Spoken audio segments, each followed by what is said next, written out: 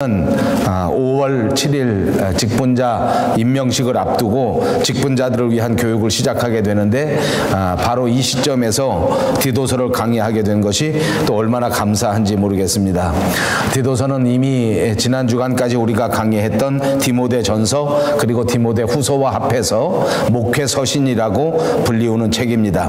사도 바울이 디모데에게 주는 편지 그리고 디도에게 주는 편지인데 이것은 교회의 지도자로서 또 교회의 직분자로서 어떻게 교회를 관리하고 어떻게 교회를 섬기고 그리고 교회의 직분자로서 또한 어떻게 교회를 세워갈 수 있는가 하는 이런 실제적인 문제들을 다루고 있고 또 특별히 목회적 관점에서 이런 모든 일들을 어떻게 해나가는가 하는 것을 아들과 같은 제자들에게 가르쳐주고 있는 권면해주고 있는 그런 책입니다.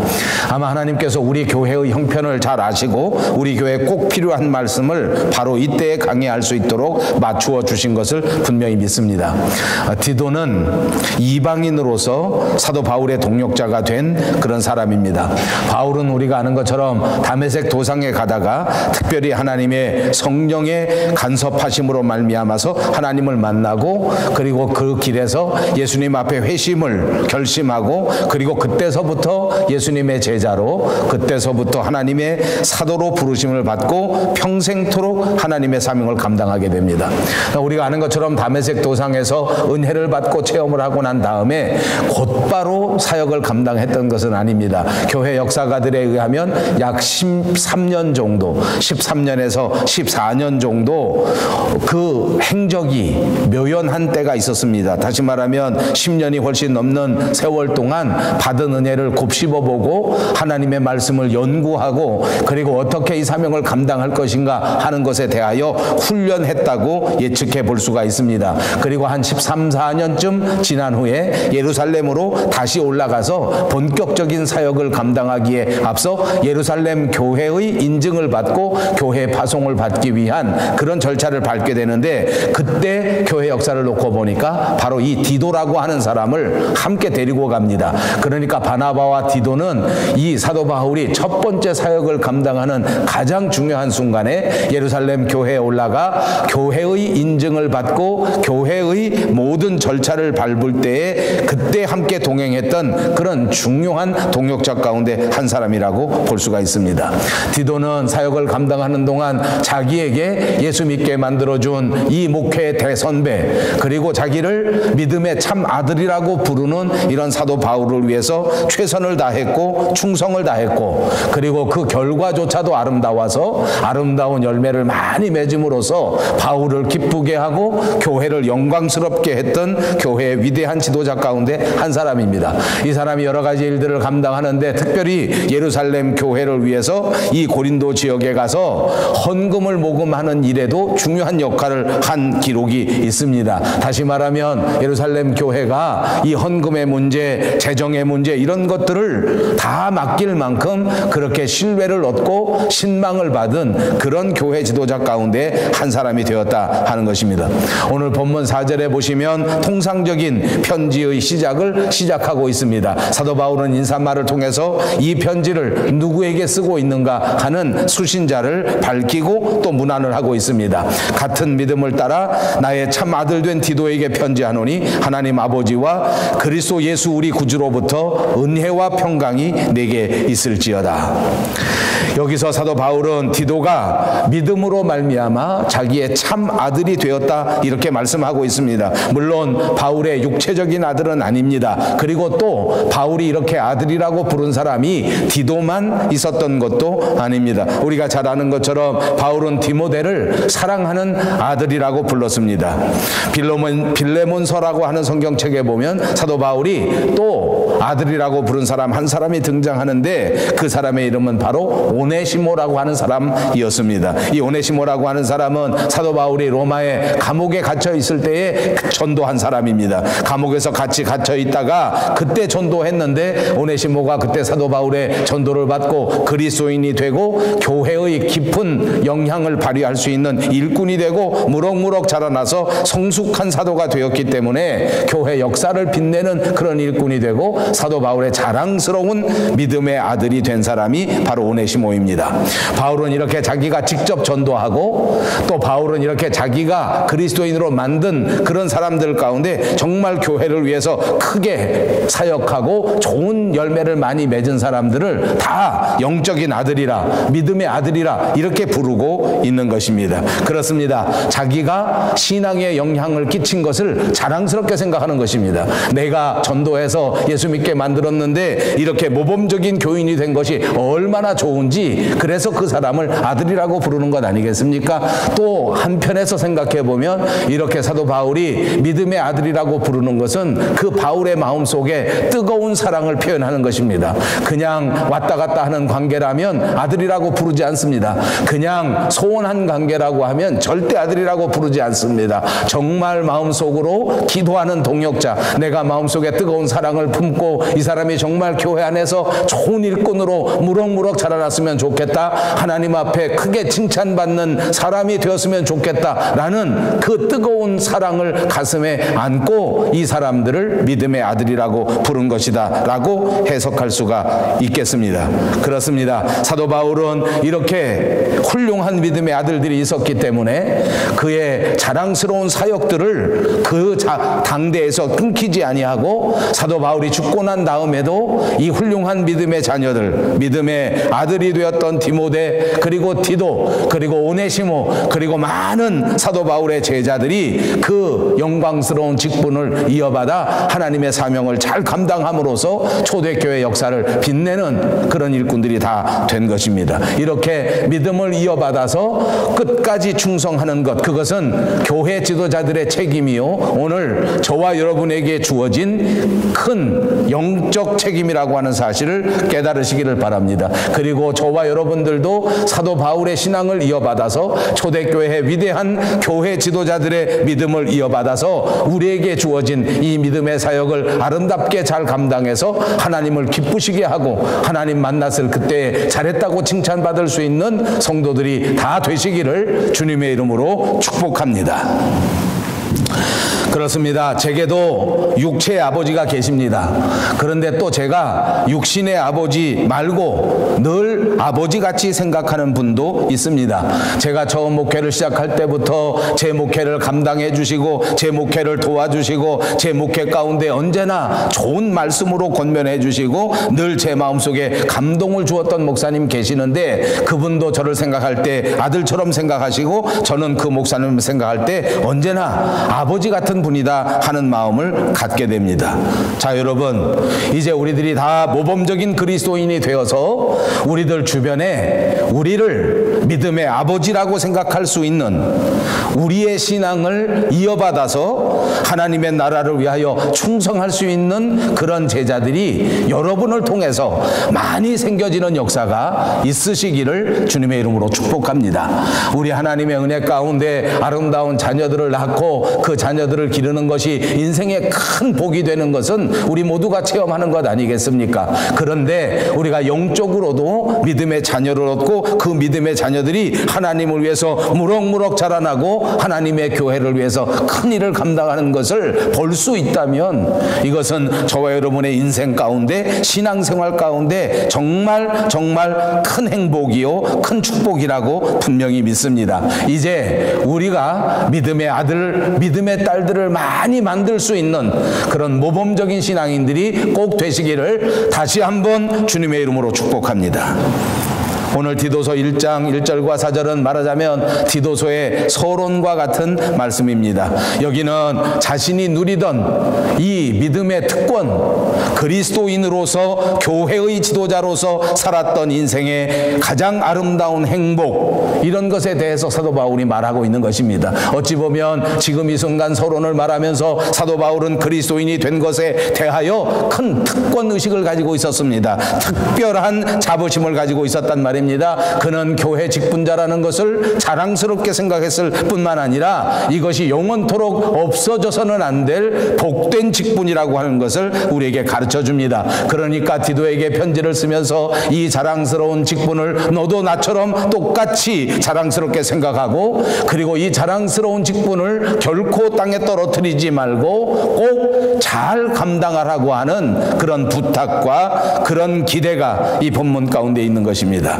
자, 보십시오. 오늘 사도 바울은 자기가 맡았던 그리스도의 직분을 어떻게 생각하고 있습니까? 오늘 주신 말씀 1절을 다시 보겠습니다. 하나님의 종이요 예수 그리스도의 사도인 바울, 곧 나의 사도된 것은 하나님의 택하신 자들의 믿음과 경건함에 속한 진리의 지식이라, 이렇게 말하고 있는 것입니다. 사도 바울은 자기를 가리켜 하나님의 종이라고 부릅니다. 그리고 예수 그리스도의 사도라고 부르고 있습니다. 하나님이 바울에게 준 이 지도자의 직분은, 이것은 정말 엄청난 은혜라고 하는 것을 스스로 고백하는 믿음의 고백의 말씀인 것입니다. 바울은 자기가 하나님의 종이라고 하는 사실을 분명하게 깨닫고 자부심을 갖고 스스로 이렇게 고백한 것입니다. 여러분, 사도 바울이 이 편지를 쓸 때에는 로마의 지배하에 있었던 때입니다. 우리가 아는 것처럼 로마 시대에는 신분의 차별이 있었던 시대입니다. 노예가 얼마나 많았는지 모릅니다. 전에도 한번 이런 말씀을 드렸지만, 그때 당시 로마 시내에 종이 아닌 평민의 숫자와 종의 숫자를 비교하니까 노예가 훨씬 더 많아서 로마 시민의 약 4배가 되는 사람이 종이었다고 합니다. 노예였다, 그 말입니다. 그렇게 노예가 많았던 시대입니다. 늘 노예를 만날 수 있는 흔한 그런 시대 속에서 이런 말씀이 나온 것입니다. 자, 그러면 이렇게 많은 사람들이 노예 신분이었는데 그 노예 신분 안에서도 또 차별이 있었습니다. 그러니까 다시 말하면 자기 주인이 누구냐, 누구의 종이냐에 따라서 노예도 신분이 결정된 것입니다. 여러분, 이해가 가지 않습니까? 우리 한국 남자들은 군대에 갑니다. 군대에 가면 그 군대 지휘관의 부인들이 자기 남편의 계급에 따라서 그 부인들의 계급도 정해지는 것 같습니다.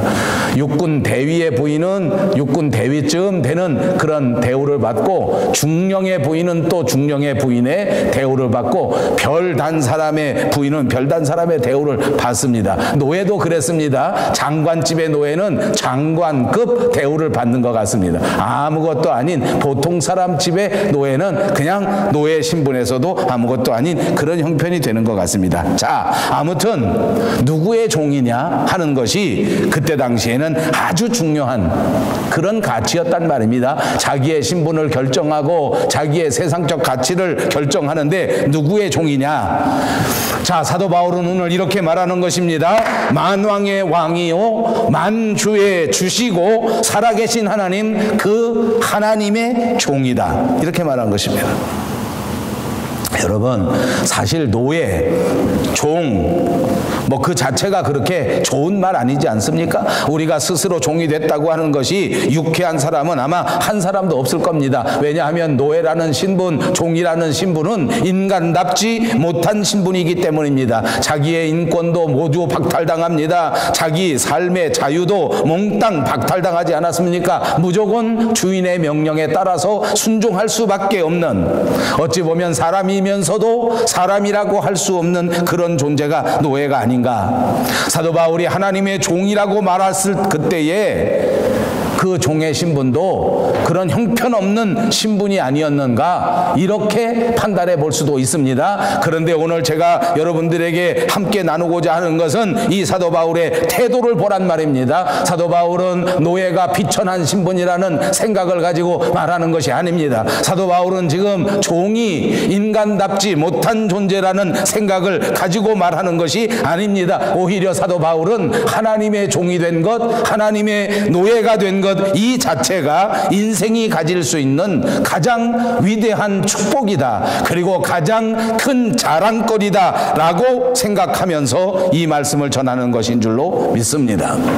저는 오늘 교회에서 직분을 맡은 직분자들이, 그리고 오늘 예배하는 저와 여러분 모두가 이런 의식을 반드시 가져야 한다고 믿습니다. 우리 모든 사람들이 하나님의 일을 가장 영광스럽게 여기고 하나님께서 부르신 하나님의 자녀의 너의 신분을 가장 자랑스럽게 여길 때에 하나님이 우리에게 맡겨주신 사명을 잘 감당할 수 있는 그런 직분자가 될 수 있기 때문입니다. 그렇습니다. 사랑하는 여러분, 우리는 하나님께 택함을 받은 사람들입니다. 이 세상에서 어떤 형편으로 살아가던 간에 하나님의 자랑스러운 자녀라고 하는 이 귀한 영적 자부심을 꼭 가지시기를 주님의 이름으로 축복합니다. 그리고 또 바울은 말합니다. 자기가 예수 그리스도의 사도라는 것입니다. 사도는 무엇입니까? 보내심을 받은 자라는 말입니다. 다시 말하면 보내심을 받아서 보낸 사람을 대표하는 것입니다. 그리스도의 사신입니다. 다른 데 보면 이것을 그리스도의 대사라고도 불렀습니다. 자, 사도 바울은 또 한 가지 자기의 신분을 말할 때 엄청난 자부심 가운데 이렇게 말하는 것입니다. 예수님이 보내셔서 예수님을 대표하는 자다, 이렇게 말하는 것 아닙니까? 여러분, 한 나라의 대사라고 한다면 그 사람의 신분이 어떤 것이겠습니까? 한 나라를 대표하는 대사라고 하면 아마 엄청난 그런 특권을 가지고 있습니다. 지난번 뉴스 보도해 보니까 말레이시아에 있는 나라에 북한 나라에서 간 그 외교관들, 그 대사들은 신분이 엄청납니다. 그렇게 천인공노할 범죄를 저질렀지만 그러나 치외 법권이 있어서 경찰력이 들어가지를 못합니다. 이것은 모든 외교관들에게 주는 세계적인 특권 아닙니까? 대사가 되었다고 하는 것은 이런 엄청난 특권을 가진 것입니다. 하나님이 저와 여러분을 이 세상에 대사로 보내실 때에 저와 여러분에게도 하나님 나라에서 줄 수 있는 고귀하고 존귀하고 높은 특권을 우리에게 주신 것을 믿으시기를 바랍니다. 세상에 속하여 살지만 절대로 세상에 매일 수 없는 것이 저와 여러분이란 말입니다. 이 세상 살아가면서 육체적인 한계를 느끼고 살아갈 수밖에 없는 존재이지만 결단코 저와 여러분은 육체에 매여서 사는 사람이 아니라고 하는 사실을 꼭 믿으셔야 할 것입니다. 여러분, 대사는 그 보낸 나라를 대표하는 사람입니다. 우리 조국 대한민국에도 이런저런 나라들의 대사들이 다 와 있습니다. 그런데 그 중에서도 가장 중요한 사람, 가장 막강한 사람 누구겠습니까? 제가 생각할 때는 아마 미국 대사인 것 같습니다. 요즘은 시대가 많이 바뀌어서 중국 대사도 아마 무시할 수 있는 정도가 아닌 것 같아요. 왜 그렇습니까? 미국이라는 나라 자체가 막강하기 때문입니다. 중국이라는 나라 자체가 점점 막강한 영향력을 가지고 있기 때문에 그 나라에서 온 사람이 이게 만만치가 않은 것 아닙니까? 자, 여러분, 그런데 우리는 이런 미국 대사, 중국 대사 정도가 아니라는 것입니다. 온 우주의 만물을 주관하시고 모든 사람들을 구원하실 뿐만 아니라 모든 사람들을 새롭게 하시고 장차 심판주로 다시 오셔서 온 세상을 심판하실 예수 그리스도, 그분이 우리를 보내셨고 그분을 대표하는 자가 바로 저와 여러분이라고 하는 사실입니다. 여러분, 이 사실 믿습니까? 사도 바울은 이것을 분명히 믿었습니다. 그리고 자기 신분을 분명하게 깨닫고 그리고 이것을 자랑스럽게 생각한 것입니다. 오늘 저와 여러분은 교회의 직분자로 택함을 받아 이런 의식을 꼭 가져야 합니다. 나를 누가 보내셨는가? 내가 누구를 대표하고 있는가? 나는 이 세상에서 어떻게 살아야 하겠는가 하는 것을 기억하시기를 바랍니다. 이제 사랑하는 우리 밴쿠버 영송교회 모든 성도들이 이 엄청난 신분, 이 모든 특권을 분명하게 깨닫고 이 특권을 누리며 살아가는 복된 성도들이 꼭 되시기를 바랍니다. 무엇 때문에 저와 여러분이 이런 특권을 받은지 아십니까? 사도 바울이 도대체 어떻게 이런 특권을 받는 신분이 됐는지 아십니까? 오늘 성경 본문에 그 조건이 나오고 있습니다. 세 가지 자격이 있었습니다. 사도 바울이 가지고 있었던 자격을 봅니다. 첫째는 사도 바울이 믿음을 가지고 있었습니다. 그러므로 믿음의 자격이 그리스도의 대사를 만들고 하나님의 종을 만든다고 하는 사실입니다. 그리고 이 믿음에는 특별한 특징이 있습니다. 한 사람 개인이 가지고 있는 개별적인 믿음이 아니라 우리 모두가 함께 가지고 있는 믿음을 말하고 있는 것입니다. 이 믿음은 나 혼자서 생겨진, 나 혼자서 만들어 놓은, 나 혼자서 하늘에서 뚝 떨어진 것을 받은 믿음이 아니라 아니라 아브라함에게서부터 시작해서 많은 믿음의 선배들을 통해서 대대로 이어져 내려오는 믿음을 말하고 있는 것입니다. 그러므로 오늘 사도 바울은 바로 이런 믿음을 가지고 있다고 말하는 것입니다. 택한 자들을 향한 믿음이란 말입니다. 그렇습니다. 이것은 올바른 믿음을 말하는 것입니다. 그리고 사도 바울은 이 믿음 때문에 하나님의 자녀가 되었고 이 믿음 때문에 예수 그리스도의 사도가 되었다고 증거하고 있는 것입니다. 오늘 저와 여러분에게 이런 믿음이 있다고 하면 우리도 하나님의 종이 될 수 있는 자격을 얻었고 우리도 하나님의 예수 그리스도의 대사가 될 수 있는 자격을 얻었다는 사실을 믿으시기를 바랍니다. 또 바울이 고백한 것을 보니까 두 번째 자격은 경건의 지식입니다. 여기서 말하는 지식은 단순한 난리지를 말하는 것은 아닙니다. 경건함에 속한 지식이라고 밝혀 주었습니다. 여러분, 우리가 사는 시대는 지식의 시대입니다. 어찌 보면 저와 여러분은 지식의 홍수 가운데 살고 있다고 해도 과언이 아닙니다. 한마디로 지식이 넘쳐납니다. 네트워크가 얼마나 발전했는지 그 많은 홍수와 같은 지식이 날마다 넘쳐납니다. 손안에 들어와 있는 스마트폰 하나를 통해서도 전 세계 모든 지식들이 가감없이 우리에게 실시간으로 전해지는 시대에 살고 있습니다. 그러나 여러분, 우리가 느끼는 것은 무엇입니까? 이토록 홍수와 같은 많은 지식이 있지만 그 모든 지식이 다 유익한 것은 아닙니다.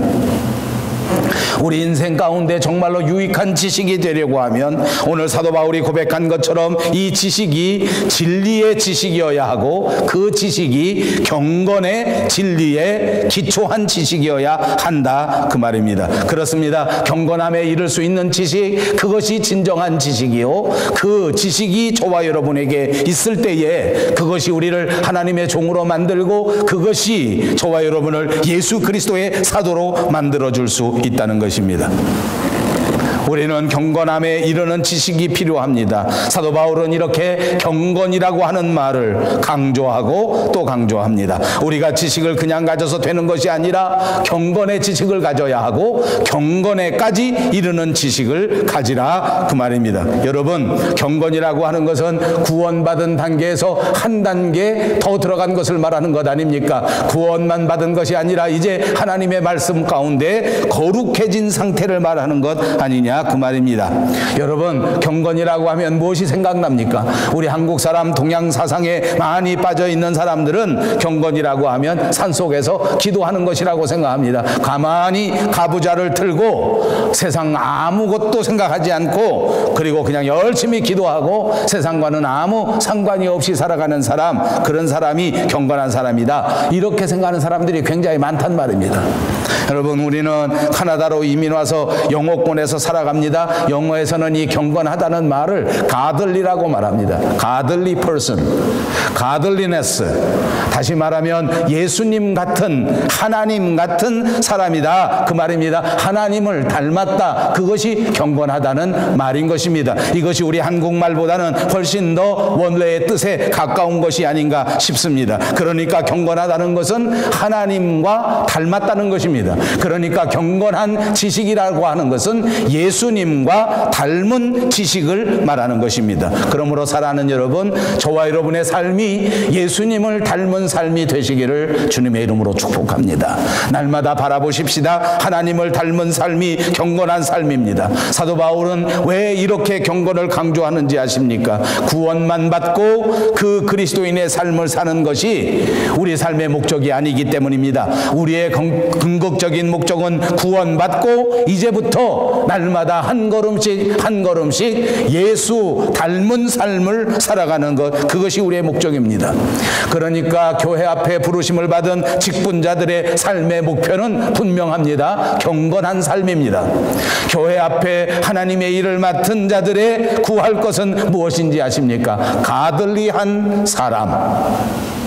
예수님과 하나님과 동행할 수 있는 사람, 그것이 삶의 목적이 되시기를 주님의 이름으로 축복합니다. 그래서 디모데전서 4장 7절에도 경건에 이르기를 날마다 연습하라고 권면해 주었습니다.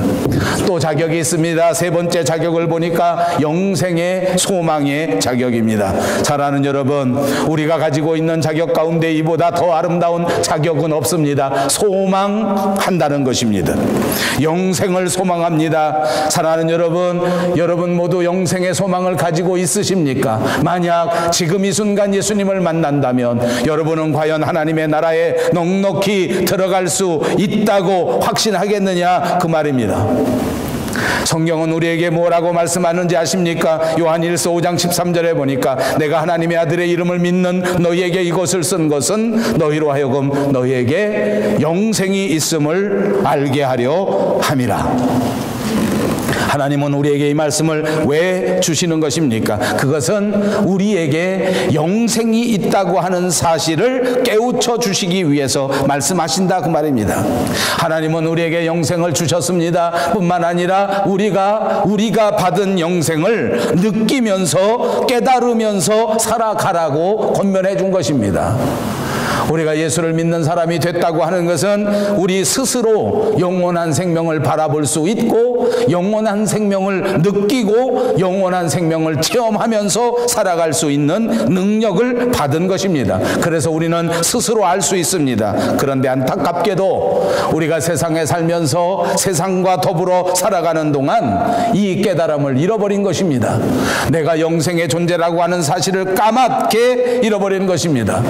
내가 소망이 있는 존재라고 하는 것을 까맣게 잃어버리는 것입니다. 여러분, 만약 우리가 영생의 소망이 없다고 하면 그것은 조금 미안하지만 그리스도인도 아니란 말입니다. 만약 교회의 직분을 맡았는데 영생을 향한 소망이 없다고 하면 그건 아무것도 아닙니다. 사람을 잘못 뽑은 것입니다. 사람을 잘못 선택한 것입니다. 바울은 디도를 향해서 나의 참 아들이라고 불렀습니다. 얼마나 사랑하고 얼마나 믿고 얼마나 귀하게 여겼는가 하는 것을 느낄 수 있다, 그 말입니다. 그러므로 하나님의 교회에서 직분자를 선택할 때에는 정말 사람을 잘 선택해야 되지 않겠나. 사도 바울이 디도를 선택한 것이 얼마나 복된 선택이었는지 그의 사역 전체를 통해서 결과로 나타납니다. 이제 앞으로 디도서를 강의할 때에 여러분 스스로 느낄 것입니다. 하나님께서는 어떻게 이 디도를 선택하셔서 이렇게 복된 인물을 통하여 하나님의 나라를 이렇게 훨씬 더 든든하게 만들어가는가 하는 것을 실제로 보실 수 있겠다, 그 말입니다.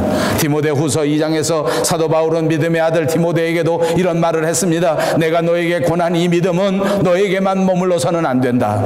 바울은 이렇게 아름다운 믿음을 디모데에게 물려주었고 또 디모데도 반드시 이 믿음을 나가서 누구에겐가 물려주게 되기를 기대한 것입니다. 디모데후서 2장 2절에도 내가 많은 증인 앞에서 내게 들은 바를 충성된 사람에게 부탁하라. 저희가 또 다른 사람을 가르칠 수 있으리라 말씀했습니다. 여러분, 전도해야 합니다. 그리고 전도할 때에 지혜가 필요하다고 말입니다.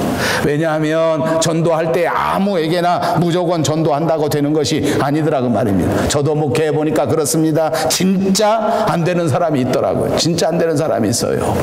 우리 목사님들끼리 모여서 하는 농담이 있습니다. 정말 10년 동안 20년 동안 안 되는 사람들한테 매달려서 그렇게 기도하는 거예요. 그렇게 기도하고 그 사람을 사랑하고 최선을 다했는데 그 예수를 안 믿어요. 안 믿어. 10년 동안 해도 안 믿어. 20년 해도 안 믿어. 이런 사람이 있더라고요. 근데 어떤 사람은 정말 준비된 사람이 있어요.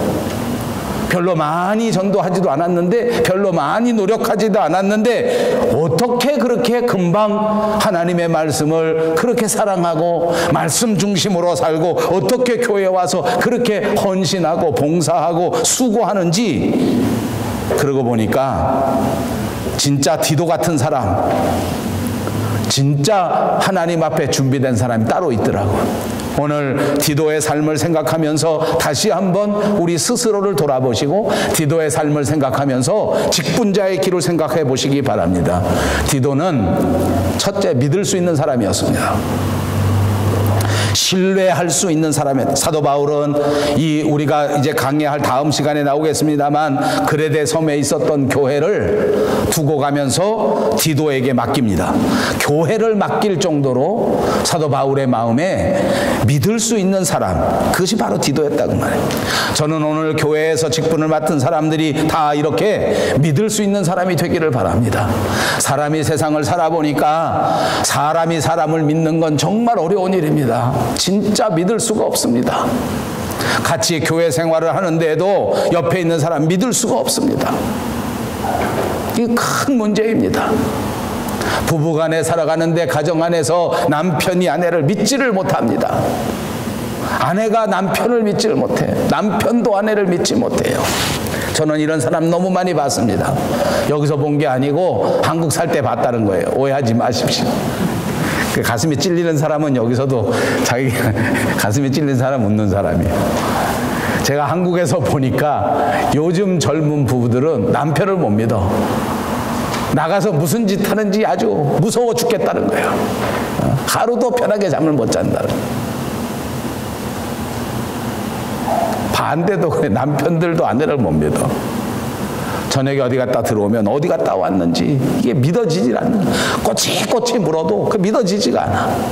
믿을 수가 없는 게, 제가 한국 가서 출장 가서 보니까 그런 재밌는 얘기 들었어요. 요즘에는 전화로 전부 다 확인을 하니까 전화로 막 인증샷을 찍고 또 이 영상통화를 하니까 이제 젊은 부부가 남편이 아내가 또 남편에게 전화에 어디 있어? 물어보면, 그럼 이제 친구들하고 막 회식하러 가가지고 술집에 가서 술을 먹고 있다가 바깥에 착 나오면 노래방이 뒤에 이렇게 배경이 쫙 돼 있대요. 현수막으로. 거기 가서 이렇게 사진을 찍으면 그게 인증샷이래. 그래서 착 보낸다는 거예요. 여기야 하고 이렇게 하면 뒤에 거기 현수막이 딱 써 있대. 거기는 건전한 노래방이고 자기들이 있는 곳은 술집이고 이렇다는 얘기를 들었어요. 그러니 뭐 인증샷을 찍어서 보내줘도 못 믿는다는 거예요. 믿을 수가 없는 시대 속에 우리가 살아가고 있는 거예요. 여러분, 교회도 그렇습니다. 교회에 출석하는 교인들을 교회가 믿을 수가 없어. 근데 여기 보십시오. 디도는 얼마나 믿을 만한 사람이었는지, 사도 바울이 자기 인생 가운데 가장 소중한 일을 감당할 때에 디도를 데리고 갔습니다. 아까도 말씀드린 것처럼 예루살렘 교회에 가서 요즘으로 따지면 신임 투표를 받아야 할 때에, 그 중요한 때 예수님을 만나고 다메섹 도상에서 불같은 체험을 하고 10년 동안 13년 동안 다시 훈련받고 이제는 정말 하나님께서 주신 이 사명을 이 땅 위에 펼쳐가야 할 터인데, 예루살렘 교회에 가서 인증을 받고 예루살렘 교회에서 파송을 받고 전도 여행을 떠나야 되겠다 하는 이 절대적으로 중요한 순간에 사도 바울이 디도를 데리고 왔어요. 믿을 만한 사람이기 때문입니다. 오늘 다음 절에 나오지만은 다음 시간 강의할 것이지만 그레데의 교회가 생겨졌습니다. 교회가 흔들립니다. 처음 교회이기 때문에 해야 할 일이 얼마나 많은지 모릅니다. 조금 잘못되면 이 교회가 기둥부터 흔들릴 수밖에 없는 상황 속에서 바울은 디도에게 교회를 맡깁니다.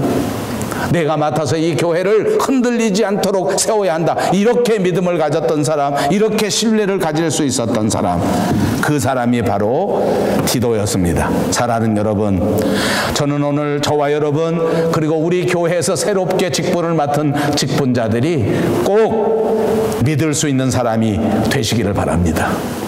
한 번 말을 했으면 그 말에 책임을 질 수 있어야 합니다. 말하지 않아도 하나님의 나라를 위해서 살아간다는 신뢰를 가지고 있어야 해요. 아무 말을 하지 않아도 저분은, 저 집사님은, 저 장로님은, 저 권사님은 교회를 위해서 일할 사람이다. 이런 믿음을 가져야 된다. 이런 신뢰가 있어야 된다. 그런 사람을 통해서 하나님이 역사하는 것입니다. 사랑하는 여러분, 우리 모두가 이렇게 신임할 수 있는 사람이 되어야 합니다. 그래야 하나님께서 우리에게 중요한 일을 맡기시고, 그래야 하나님께서 우리를 통하여 위대한 역사를 이루시는 것입니다. 여러분, 디도는 믿을 만한 사람입니다. 저는 목사로서 교인들이 믿을 만한 직분자들이 되기를 바랍니다. 그렇게 믿을 만한 직분자는 어떻게 되는지 아십니까? 제가 한 가지만 말씀드리겠습니다. 정말 믿을 만한 집사님, 정말 믿을 만한 장로님, 그런 사람에게는 안심하고 일을 맡길 수 있어요. 안심하고 부탁할 수 있어요. 근데 제가 목사지만 교인들에게도 안심하고 일을 시킬 수 있는 그런 일이 쉽지가 않습니다. 혹시 내가 이걸 부탁했다가 이 집사님이 마음에 상처받으면 어떡하나? 혹시 내가 이거 부탁했는데 이 권사님이 싫다고 하면 어떡하나? 그 일을 못 시켜요. 저는 하나님도 그러실 것 같아요. 괜히 이 목사에게 이 중요한 일을 맡겼다가 이 친구가 싫다고 그러면 어떡하나? 그럼 하나님이 어떻게 일을 맡기시겠냔 말이에요. 여러분, 오늘 이번 주간 동안 우리 스스로를 돌이켜보시면서 하나님이 정말 마음 놓고 일을 맡길 만한 그런 사람인가 스스로를 돌아보시기 바랍니다. 두 번째로 디도는 진짜 긍정적인 사람입니다.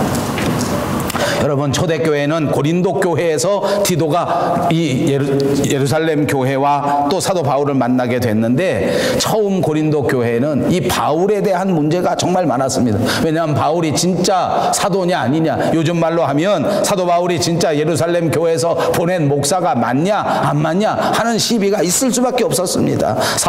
바울의 사도권을 가지고 불신하는 사람들이 있었단 말입니다. 그때 이 고린도 교회와 사도 바울 사이에서 이 일을 맡아서 중재한 사람이 바로 디도입니다. 여러분 한번 생각해 보십시오. 분란이 일어났습니다. 서로 싸움이 일어났습니다. 서로 갈등이 일어났습니다. 고린도 교회와 사도 바울이 까딱하면 일촉즉발의 위기 상황 속에 있단 말입니다. 그런데 그날 그 가운데 그 중간에서 이것을 화해시키는 사역을 감당한 사람이 디도란 말입니다. 제가 세상에 살아보니까 중간에서 일한다는 게 얼마나 어려운지 몰라요. 어떤 사람은 이 사명을 잘 감당하기 때문에 둘이 다투는 사람 사이에 들어가서 두 사람을 잘 이렇게 위로하고 격려하고 잘 이렇게 해서 좋은 관계로 회복시키는 사람들이 있어요. 특별한 재주가 있는 사람들이 있더라고요. 대부분의 사람은 어떻게 하는지 압니까? 중간에 들어가서 더 복잡하게 만들어버려요. 내가 맡아서 해보겠다 하고는 오히려 더 싸우게 만들어버려요. 대부분이 그러더라고요. 대부분이 그래요. 왜 그런가? 처음서부터 이 디도는 정말로 마음속에 긍정적인 믿음을 가진 사람입니다. 어떻게 하든지 아름다운 면을, 어떻게 하든지 좋은 면을 고린도 교회에 가서 설득하고 사도 바울에게 설득하고 이렇게 만들었단 말입니다. 고린도후서 6장 13절을 보니까 이로 인하여 우리가 위로를 받았고 우리가 받은 위로 위에 디도의 기쁨으로 우리가 더욱 많이 기뻐함은 그의 마음이 너희 무리를 인하여 안심함을 얻었음이니라 라고 기록했습니다. 디도라는 사람이 고린도 교회에 와서 기록된 말씀 가운데 가장 많이 사용된 말이 위로라는 말이요, 가장 많이 사용된 말이 기쁨이라는 말입니다. 저와 여러분은 여기서 교훈을 받기 바랍니다. 여러분, 우리들의 삶의 현장 속에서 가장 많이 해야 할 일이 바로 이 두 가지입니다. 하나는 위로, 하나는 기쁨입니다.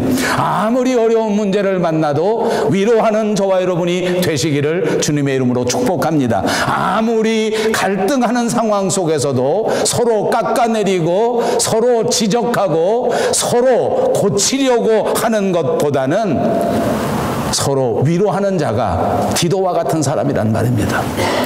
서로 기뻐할 수 있는 자가 디도와 같은 사람입니다. 그는 드디어 고린도 교회와 사도 바울의 관계를 회복시키고야 말았습니다. 위로 때문입니다. 기쁨 때문입니다. 긍정적인 마인드 때문입니다. 사랑하는 여러분, 오늘도 하나님께서는 이렇게 위로하는 사람을 크게 쓰신다는 사실을 기억하시기를 바랍니다. 오늘도 하나님께서는 모든 사람들을 화해시키고 기쁨 가운데 긍정적으로 하나님 앞에 나오는 사람들을 기뻐하시는 것을 믿으시기를 바랍니다. 저는 저와 여러분, 우리 밴쿠버 영성교회 모든 성도들이 디도처럼 위로하고 기뻐하고 긍정적인 사람이 다 되시기를 주님의 이름으로 축복합니다. 한 가지만 더 강조하겠습니다. 디도는 용기 있는 사람이었습니다. 사도 바울은 이 디도를 파송하면서 예루살렘 교회에서 고린도 교회로 보내 고린도 교회에서 헌금을 거둬올 수 있는 사명을 맡겼습니다. 그런데 디도가 정말 이 사명을 잘 감당했습니다. 여러분, 옛날이나 지금이나 어디 가서 돈 받아오는 것은 진짜 어렵습니다. 저도 목회를 30여 년 넘게 했지만 목회하면서 가장 어려운 것은 교인들에게 헌금하게 하는 것입니다. 헌금하도록 만드는 진짜 어려운 일입니다. 되는 일이 아닙니다. 아무리 내라고 해도 내지 않습니다. 제 아내는 그렇습니다. 저보고 그럽니다. 목사님이 은혜가 넘치면 헌금이 저절로 많아지는데 그 다음엔 점점점 그러고 말을 안 해요. 평생 그 소리를 듣고 살았습니다. 이게 어려운 일입니다. 그렇습니다. 헌금하는 일은 분명히 하나님 앞에 봉사하는 일입니다. 헌금하는 일은 분명히 믿는 자가 감당해야 할 일입니다. 그런데 쉽지가 않습니다. 그런데 디도가 이런 일을 감당했습니다. 그리고 훌륭하게 아름답게 열매를 맺었습니다. 디도는 이런 어려운 일을 할 때에 뒤로 빠지지 않았습니다. 스스로 차원에서 사도 바울에게 제가 해보겠습니다 하고 나섰던 것입니다. 사랑하는 여러분, 우리가 교회 일을 감당할 때에는 남이 피하는 일이 있습니다. 우리가 교회 일을 감당할 때에는 직분자로서 남들이 하기 싫어하는 일이 분명히 있습니다. 남들 앞에 나서고 남들한테 박수 받는 일도 있을 수 있지만, 그러나 교회의 중요한 일들은 대부분 남들이 감당하기 싫어하는 일들입니다. 교회의 중요한 일들은 대부분 희생해야 하는 일들입니다.